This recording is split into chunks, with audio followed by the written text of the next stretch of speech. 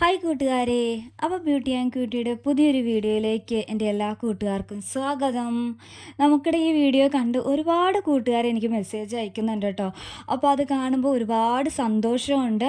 കാരണം നിങ്ങൾക്കുടെ ആ ഹാപ്പിനെസ്സും അതുപോലെ തന്നെ നിങ്ങളുടെ അനുഭവവും എൻ്റെ അനുഭവവും നമ്മളിങ്ങനെ പരസ്പരം അങ്ങോട്ടും ഇങ്ങോട്ടും സംസാരിക്കുമ്പോൾ എന്താണെന്നറിയില്ല, നമുക്കൊരു മൈൻഡിനൊരു നല്ല റിലീഫ് കിട്ടും കേട്ടോ.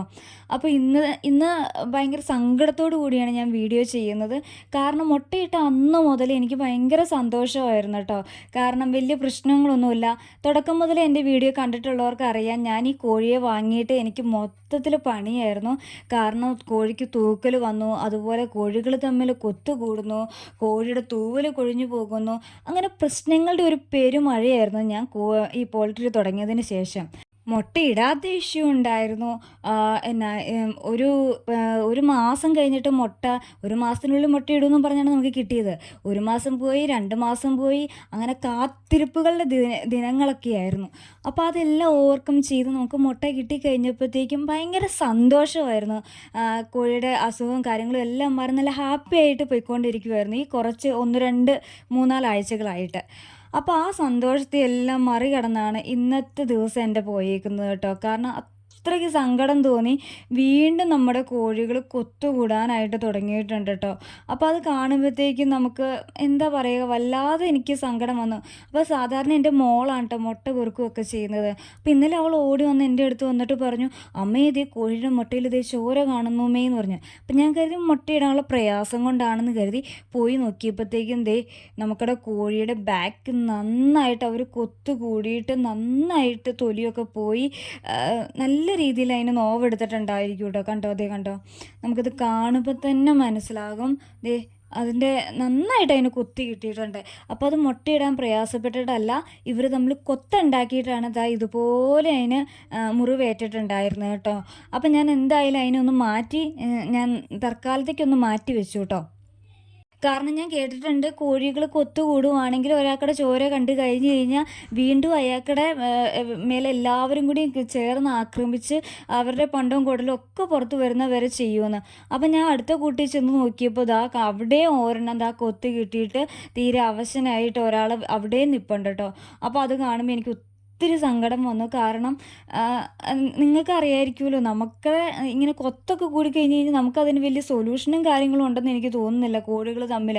അപ്പം ഞാൻ ചെല്ലുമ്പോഴത്തേക്കും ബാക്കി കോഴികളെല്ലാം നമ്മളെ കൊത്താനായിട്ട് എന്നോണം വരുന്നത്. 1-2 കോഴികൾ അങ്ങ് നമ്മൾ കൈയിടാനായിട്ട് തുടങ്ങുമ്പോഴത്തേക്കും നമ്മളെ കൊത്താൻ എന്നോണം 1-2 കോഴികൾ അവിടെ റെഡി ആയിട്ട് നിൽക്കുക. അപ്പോൾ ഇത് കണ്ടപ്പോൾ എനിക്ക് ഒത്തിരി സങ്കടം തോന്നി. ഇതിൻ്റെ ബാക്കിൽ മറ്റേതിൻ്റെ അത്ര ഇല്ലെങ്കിൽ പോലും നന്നായി ചെറിയ രീതിയിൽ മുറിഞ്ഞിട്ടുണ്ട് കേട്ടോ. അപ്പം ഞാൻ ഇവരെ 2 പേരെ മാറ്റി വേറൊരു കൊട്ടയുടെ അടിയിലാക്കി വെച്ചേക്കുവാണ് തൽക്കാലത്തേക്ക്. ഇനി അവർക്ക് മരുന്നൊക്കെ പുരട്ടി കൊടുത്തതിന് ശേഷം നമുക്ക് കൂട്ടിലേക്ക് മാറ്റാമെന്ന് കരുതി കേട്ടോ. അല്ലാതെ നമുക്ക് വേറെ സൗകര്യം, വേറെ കൂടും കാര്യങ്ങളും ഒന്നും ഇല്ല കേട്ടോ. നമുക്ക് ആ ഒരു കൂട് മാത്രമേ ഉള്ളൂ കേട്ടോ നിലവിൽ കോഴീനെ ഇടാനായിട്ട്. അപ്പോൾ അത് കാരണം കൊണ്ട് ഇതിൻ്റെ ബാക്ക് എനിക്ക് കാണിക്കാൻ പറ്റുന്നില്ല, അവളെ സമ്മതിക്കുന്നില്ല ബാക്ക് കാണിച്ച്.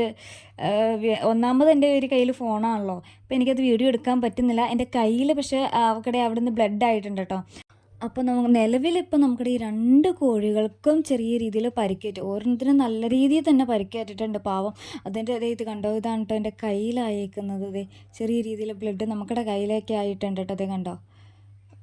അപ്പോൾ ഞാൻ ഇപ്പം നിലവിൽ ചെയ്തു എന്ന് വെച്ച് കഴിഞ്ഞാൽ പച്ചമഞ്ഞളില്ലേ, പച്ചമഞ്ഞൾ എൻ്റെ കയ്യിലുണ്ട്. അപ്പോൾ അത് അരച്ചിട്ട് അവരുടെ ആ മുറിവിൽ പരട്ടി കൊടുക്കുകയാണ് കേട്ടോ ചെയ്യുന്നത്.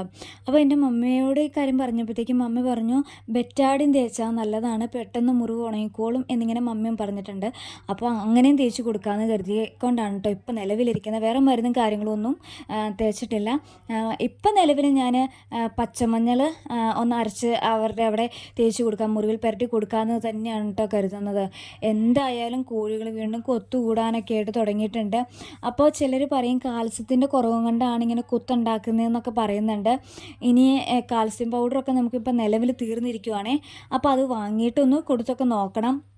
പിന്നെ അതുപോലെ മമ്മി പറഞ്ഞൊരു കാര്യമാണ്, ഉപ്പിട്ട് ചോറ് കൊടുത്തു കഴിഞ്ഞ് കഴിഞ്ഞാൽ കൊത്തൽ നിൽക്കുമെന്ന്. അപ്പോൾ അങ്ങനെ ചെയ്യാമോ? നമ്മൾ ബേബി 3 ഒക്കെ വളർത്തുമ്പോൾ അങ്ങനെ ഉപ്പിട്ട് ചോറൊക്കെ കൊടുക്കാമോ എന്ന് ആർക്കെങ്കിലും അറിയാമെങ്കിൽ, വീഡിയോ കാണുന്ന ആർക്കെങ്കിലും അറിയാമെന്നുണ്ടെങ്കിൽ ഒന്ന് കമൻറ്റ് ചെയ്യണം കേട്ടോ. നമുക്ക് അറിയത്തില്ല, അതുകൊണ്ടാണ്. അപ്പോൾ ഇപ്പം നിലവിൽ 2 എണ്ണത്തിന് ഞാനാണെങ്കിൽ ഒരു കള്ളിയിലേക്കാക്കി മാറ്റിയിട്ടുണ്ട് കേട്ടോ. അതുപോലെ തന്നെ ബാക്കിൽ തൂവലില്ലാത്ത 1-2 എണ്ണോടെ ഉണ്ട്. പാവമാണെന്ന് തോന്നിയിട്ടുള്ള 1-2 കോഴിയും കൂടിയുണ്ട്. അപ്പോൾ അവരെല്ലാം കൂടി ഞാൻ ഒരു കള്ളിയിലാക്കി കേട്ടോ. അതുപോലെ കൊത്തു കൂടുന്ന ബിരുദന്മാരെ ഒരു കള്ളിയിലേക്ക് ആക്കിയിട്ടുണ്ട്. അപ്പോൾ നാളെ ഇനി എന്താകും എന്നുള്ളത് അറിയത്തില്ല. ഇതുങ്ങളെല്ലാം കൂടി ഒരുമിച്ച് കിടന്ന് കഴിയുമ്പോഴത്തേക്കും നാളെ എല്ലാം കൂടി തമ്മിൽ തല്ലിച്ചാകുമോ എന്നുള്ളതൊന്നും നമുക്കറിയത്തില്ല.